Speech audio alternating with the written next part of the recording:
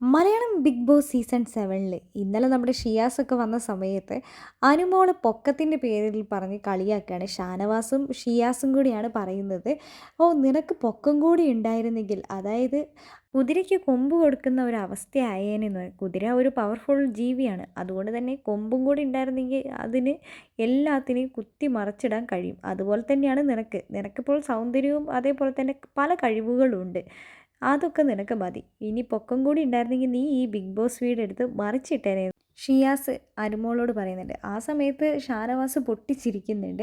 അപ്പോഴാണ് നമ്മുടെ അനീഷേട്ടൻ വരുന്നത്. അനീഷേട്ടൻ വന്ന് ഉടനെ തന്നെ നമ്മുടെ അനുമോളുടെ തോളത്ത് കയ്യൊക്കെ ഇട്ടിട്ട്, ഇപ്പോൾ അനീഷേട്ടൻ ഈ ഒരാഴ്ചയായിട്ട് നല്ല മാറ്റമാണ് വന്നിരിക്കുന്നത്.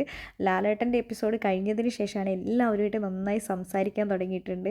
അതേപോലെ കോമഡിയൊക്കെ പറയാൻ തുടങ്ങിയിട്ട് അനുമോളെ തോളത്തൊക്കെ കൈയിട്ടിട്ട് അനുമോളെ കളിയാക്കുന്നുണ്ട്, ഷിയാസിൻ്റെയും ഷാനവാസിൻ്റെയും കൂടെ. പക്ഷേ അനുമോൾ അതൊക്കെ ഒരു എൻജോയ് ചെയ്യുന്നുണ്ട്. അപ്പോഴേക്ക് ഷിയാസ് ചോദിക്കുന്നുണ്ട്, നീ ഇപ്പോൾ പോയി കരയോടി, കരയുമോ എന്ന് ചോദിക്കുന്നുണ്ട്.